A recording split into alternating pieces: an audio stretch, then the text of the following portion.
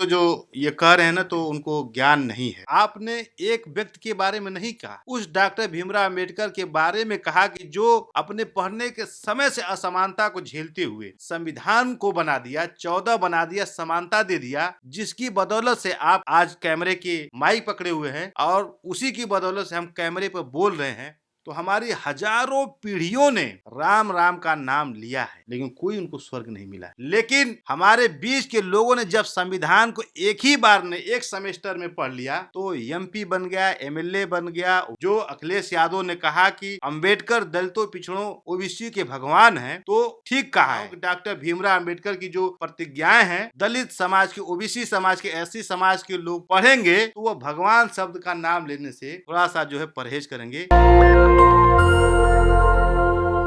सदन में जिस प्रकार से अमित शाह ने बाबा साहब भीमराव अंबेडकर का अपमान किया और इस बात को कहा कि अंबेडकर अंबेडकर अंबेडकर जितना नाम लेते रहे, इतना अगर भगवान का नाम ले लेते तो 7 जन्मों का स्वर्ग मिल जाता। इस बात को लेकर अब जो संसद से लेकर सड़क तक जो है संग्राम छिड़ा हुआ है। आज राहुल गांधी से लेकर तमाम नेता जो है उन पे बात कर रहे हैं और तमाम लोग इस बात का वो जो मांग कर रहे हैं कि अमित शाह को अब इस्तीफा देना चाहिए। लेकिन अमित शाह इस बात को कह रहे हैं कि मीडिया ने मेरे बयान को तरोड़ मरोड़ के दिखाया है। इसी मुद्दे पे बातचीत करने के लिए आज हमारे साथ हैं सुप्रीम कोर्ट के वरिष्ठ वकील गौरव यादव जी। सर, पहले तो आपका स्वागत है हमारे चैनल पे। बहुत बहुत धन्यवाद आपका।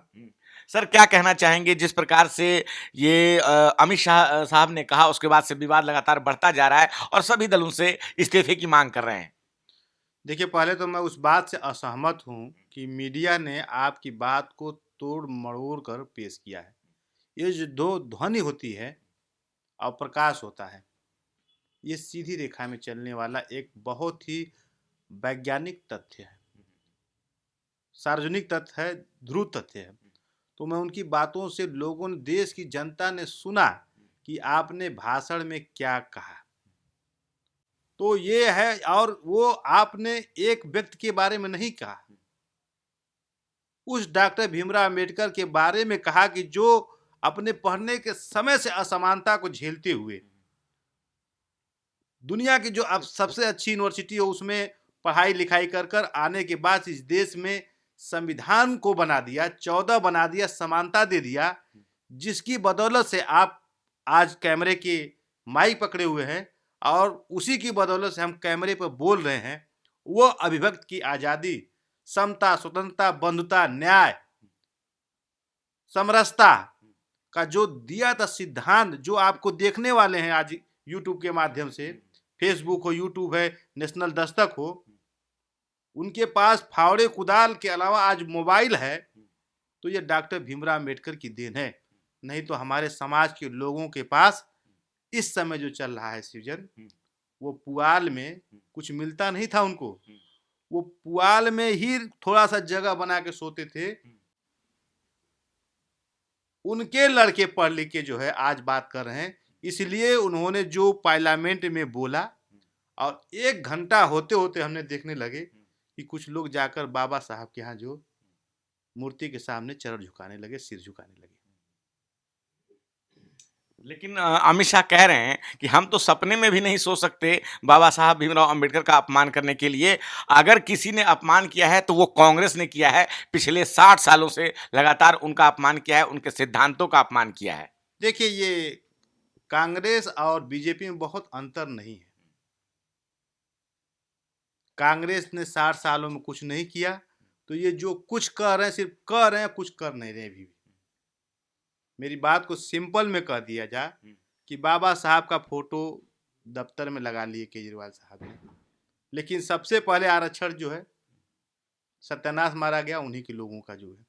बाबा साहब का संविधान दिवस, बाबा साहब का परिनिर्वाण की जो अस्थाई उनकी जो 5 स्तंभ हैं, जहाँ उनका जन्म हुआ, मरण हुआ, रहना खाना हुआ, जो है तीर्थ स्थल बनाए, तो वो विचारों को कुंद करने की बात कर रहे हैं। अगर आप डॉक्टर अंबेडकर की विचारधाराओं से सहमत हैं तो बाबा साहब ने समानता का लगाया है कानून। गरीब और अमीर के बीच में खाई को पाट दीजिए, वो खाई क्यों नहीं पट रही है? आज आपको अनाज क्यों देना पड़ा है? आप ऐसा कर दीजिए हमारे समाज के लोगों को, जो दुर्बल समाज का लोग हो वो भी सबसे बढ़िया ब्रांड का आटा खरीद खाए, काजू की पिसान का रोटी खाए, तब तो हम मानेंगे समानता है। आप असमानता तो एक तरफ लोगों को, किसान को राशन दे के कर रहे हैं, तो बाबा साहब तो चाहते थे, रुपया प्रॉब्लम उन्होंने लिखा है कि यहाँ पे सबकी रुपये की जो समस्या है वो समान होना चाहिए, लेकिन कहाँ समान है। एक लोगों के, उद्योगपतियों के लिए मजबूत करने के लिए देश के बजट का सर्वाधिक पैसा एक लोग को जा रहा है।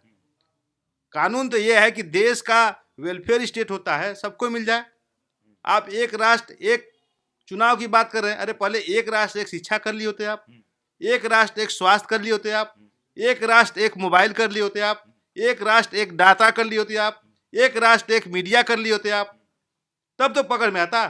तो वन नेशन वन इलेक्शन से दिक्कत क्या है? खर्चा बचेगा, विकास कार्यों में तेजी आएगी, लगातार इस बात को दावा कर रहे हैं मोदी सरकार। दावा करने की बात नहीं है, उसकी व्यवहारिक बातें क्या है, आप उसकी व्यवहारिक बातों पे जाइए। जो है ये दिखाया जा रहा है, ईस्ट इंडिया कंपनी आई थी, कहे कि चाय बहुत अच्छा होता है, फ्री में पीजिए आप लोग, इसके बहुत फायदे हैं। उसके बाद कितने लोगों, अगर हमारी पीढ़ियों के लोगों ने संघर्ष नहीं किया होता तो आज आप देखते क्या है।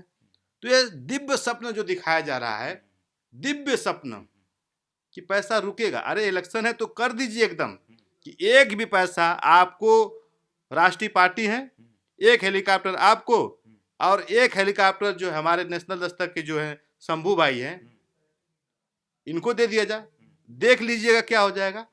शंभू भाई ज्यादा उठ पा जाएंगे इन लोगों से ज्यादा। मतलब पूंजीवादी लोग कहीं ना कहीं लोकतंत्र में हावी हैं। जी जी, निश्चित रूप से। तो कहने का मतलब है कि आप एक राष्ट्र कर दीजिए, एक चुनाव कर दीजिए, उसमें कोई बात नहीं है, लेकिन जो भी राजनीतिक दल हैं उनको इलेक्शन कमीशन खर्चा दे, उनकी रैली में कितने मतदाता लोग आ रहे हैं वो भी आइडेंटिफाई रहे। स्टेट फंडिंग की बात कर रहे हैं जी, कि जी। चुनाव का खर्चा जो है एकदम वो आप- सरकार को उठाना चाहिए, जो कि कई लैटिन अमेरिकी देशों में और कई देशों में ये होता है निश्चित रूप कि से। चुनाव का खर्चा आप- वहां आप सरकार एक- उठाती है। आप एक राष्ट्र एक चुनाव कर लेंगे, हमारे बेचारे नेता के पास एक बढ़िया वाली कार भी नहीं है कि वो एक विधानसभा में 2 सभा कर ले। आप हेलीकॉप्टर से उड़ के एक दिन में 10 सभा कर लेंगे, हमारा नेता एक कर लेगा। ये असुविधा है। इसके अलावा बहुत सी बातें हैं जिसको कहना चाहिए, लेकिन मैं यहीं पे कहना चाहूँगा कि बाबा साहब ने जिन लोगों को, जिनकी बदौलत पर, जिनके नाम पे लोग अपना राजनीतिक करियर शुरू किए थे, यदि कांसी राम साहब नहीं रहते तो बाबा साहब महाराष्ट्र से जो है उत्तर प्रदेश, बिहार या पूर्वांचल के राज्यों में नहीं आते। ये सत्य है। कांसी राम ने ही डॉक्टर भीमराव अंबेडकर को पुनः जीवित किया। उसी का नतीजा था कि बहन मायावती जी जो है सत्ता में आई। उनका प्रयोग, कांसीराम भले पंजाब के थे लेकिन उनका कार्य क्षेत्र उत्तर प्रदेश था, लखनऊ था, पूर्वांचल था। मैं कहना चाहता हूं आपके माध्यम से कि सामाजिक न्याय का नाम लेने वाले आज कोई भी दल, जिसमें नीला, पीला, हरा, काला, पीला सारे लोग हैं, ये जब चुनाव आता है तो उसको ये समझ लीजिए कुकर की सीटी हो गए हैं लोग। जो ही चुनाव आएगा तो वो लंप जला देंगे समाज के लोगों का, जाति गणना कराएंगे जी, आर्थिक आधार पर आरक्षण देंगे जी, गरीबों की आवाज उठाएंगे, हम आपकी बात करेंगे। जो ही चुनाव हुआ 3-4 चीटी आई, सामाजिक न्याय, जाति गणना, उसके बाद खाना उनका पक गया, उसके बाद 5 साल के लिए जो है वो कुकर की सीटी जो है आवाज नहीं निकालती है। क्या लगता है कि क्यों नहीं आवाज निकल रही अभी? देखिए ये कमी है। जिस बात को राहुल गांधी उठा रहे हैं वो किस समाज से, आप लोग को पता कर लेना पड़ेगा। बाबा साहब का जो कुछ भी गृह मंत्री ने जो बारे में कहा है, उसके लिए उनके लोगों को सबसे पहले मुखर होना चाहिए था। लेकिन लगातार मैं देख रहा हूं social media, print media, electronic media, सब में देख रहा हूं कि पिछड़े, दलित, अल्पसंख्यक, आदिवासियों से संबंधित जो नेता लोग हैं वे उतने मुखर नहीं हैं जितने देश के जननायक राहुल गांधी हैं। उन्होंने अपनी पार्टी के भीतर भी रहते हुए जो पिछड़ों की, दलितों की आवाज उनकी बहन के साथ उठा रहे हैं वो बहुत ही सराहनीय है। मैं कांग्रेस पार्टी का प्रवक्ता नहीं हूं, लेकिन समाज में रहते समय जो आप देखते हैं उसे जरूर बोलना चाहिए। अच्छा, इस मुद्दे ने एक नया बहस दिया है, जिस प्रकार से अमित शाह ने कहा कि अगर भगवान का नाम इतना ले लेते तो 7 जन्मों का स्वर्ग मिल जाता। तो बहस छिड़ गई कि संविधान या भगवान, क्या कहेंगे आप इस पे? देखिए, पहले तो जो ये कह रहे हैं ना, तो उनको ज्ञान नहीं है। हमारे गोस्वामी तुलसीदास रचित जो रामचरितमानस है, उसका अखंड पाठ किया जाता है। अखंड पाठ का मतलब ये हुआ कि जब से पहली लाइन शुरू हुई, चाहे आंधी आए, तूफान आए, रात बिरात हो, गर्मी हो, ठंडा, किसी भी विषम परिस्थितियों में जब तक सुबह तक उसका हवन नहीं हो जाता है, तब तक जो है वो बंद नहीं किया जाता राम राम का नाम लेना। जो तो हमारी हजारों पीढ़ियों ने राम राम का नाम लिया है, लेकिन कोई उनको स्वर्ग नहीं मिला है। लेकिन हमारे बीच के लोगों ने जब संविधान को एक ही बार में, एक सेमेस्टर में पढ़ लिया,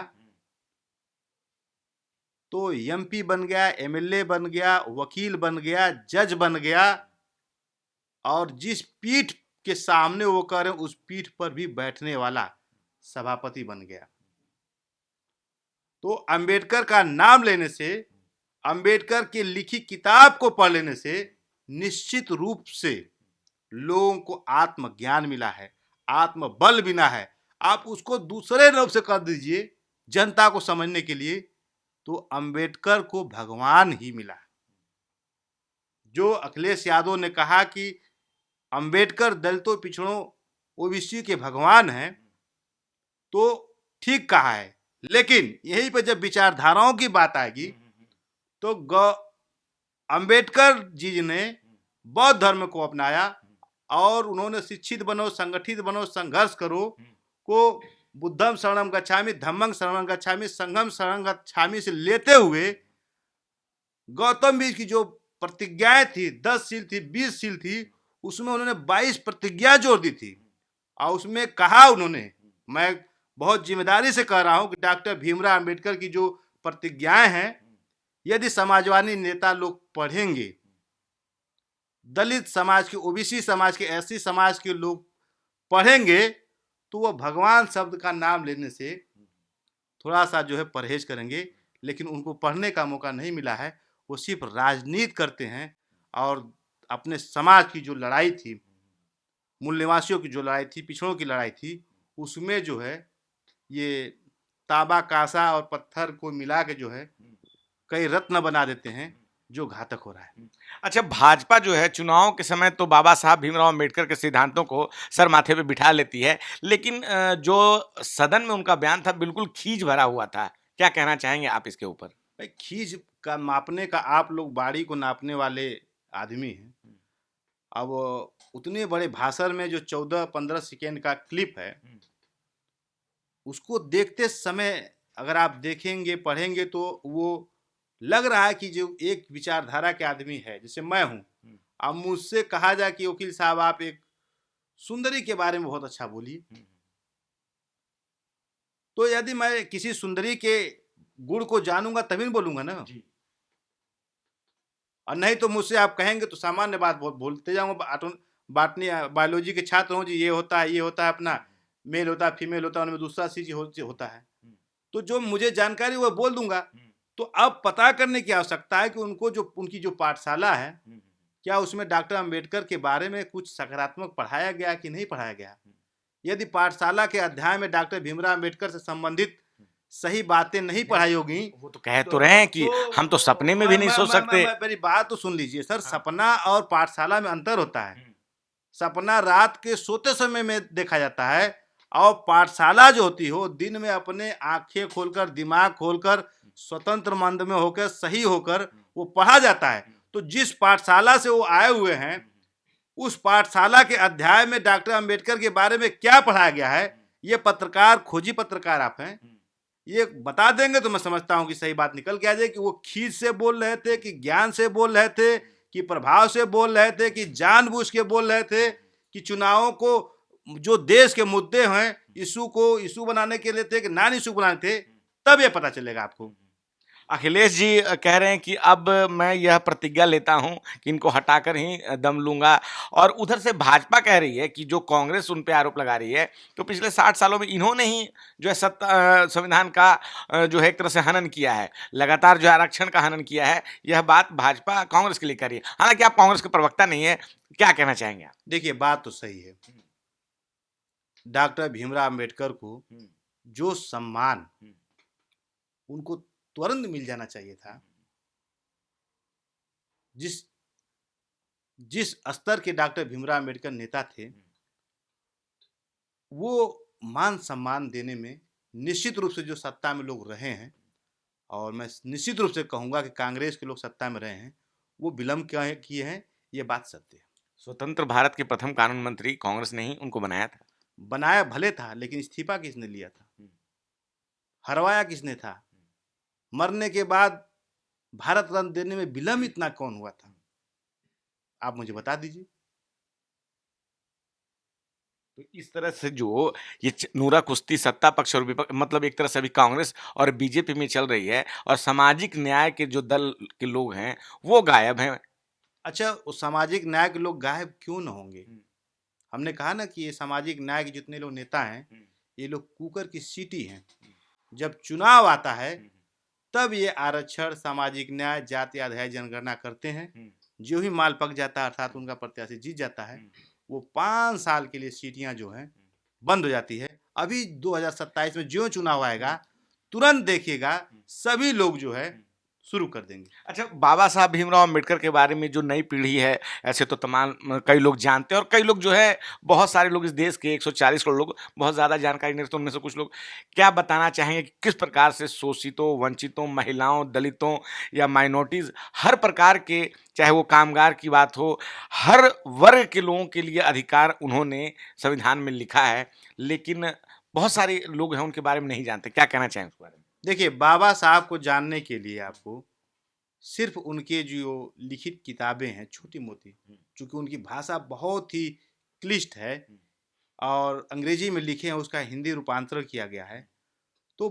बाबा साहब के जीवन से प्रत्येक देशवासी ही नहीं, पूरे संसार के लोगों को ये सीखना चाहिए कि किन विषम परिस्थितियों में रहते हुए संघर्ष करके आप देश के सर्वोच्च पद तक जा सकते हैं। यह बाबा साहब से एक बात सीखने की बात है। दूसरी जो सबसे बड़ी बात सीखने से है कि बाबा साहब से आप ये सीख सकते हैं कि आपका जिस दल में वो भी विरोधी, जिस घर में हो वो भी विरोधी, जिस विचार जिनके लिए काम कर रहे हो, जिस समाज के लिए काम कर रहे हो, जिसके उत्थान के लिए काम कर रहे हो, वो भी विरोधी। हृदय विदारक अपमान करने वाले लोगों का भी डॉक्टर भीमराव अंबेडकर ने मुक्ति का रास्ता दिखाया, उनको सम्मान दिया। ऐसे करुणामय डॉक्टर भीमराव अंबेडकर को एक नहीं हजारों पीढ़ियां जो है उनसे ज्ञान लेंगी, सीखेंगी और ये बताएंगी कि हम बाबा साहब के वंशज हैं, जिनके वजह से हमको आज पढ़ने, लिखने, बोलने और एक सामाजिक जिम्मेदारी में जिम्मेदारी पूर्वक रहने वाले नागरिक बनने का अधिकार किसी ने दिया, तो डॉक्टर भीमराव अंबेडकर ने दिया। लोग काम करते थे, उनको मजदूरी नहीं मिलती थी। लोग शिक्षा ग्रहण करते थे, उनको नौकरी नहीं मिलती थी। लोग योग्य थे, उनको प्रमोशन नहीं मिलता था। यदि आपको पढ़ाई, प्रमोशन, पैसा, आवास और गरिमामय जीवन जीने का अधिकार किसी नेता ने दिया, किसी विचारधारा के लोगों ने दिया, किसी ने सोचा, तो वो डॉक्टर भीमराव अंबेडकर थे। उन्हीं को सोचना चाहिए, उन्हीं को पढ़ना चाहिए। उनको पढ़ लेने से, सुन लेने से, सीख लेने से आपको निश्चित रूप से इस दैनिक जीवन को जीने के लिए जो साधन चाहिए वो मिल जाएंगे, जिसको ये लोग भगवान कहते हैं। गौरव जी, आपने अपना समय हमें दिया, बहुत बहुत शुक्रिया। धन्यवाद।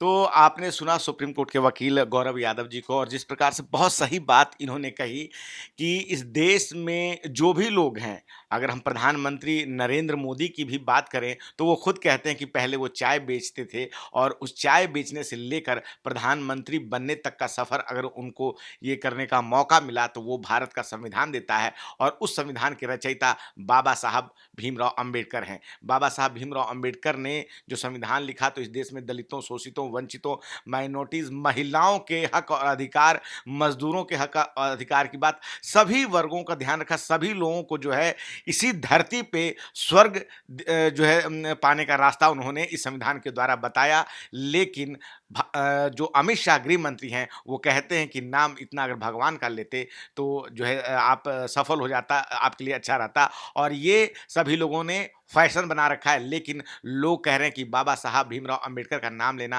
फैशन नहीं, ये उनके लिए पैशन है। क्या है आपकी राय इस छोटी सी बातचीत पे? आप अपनी राय हमें जरूर बताएं।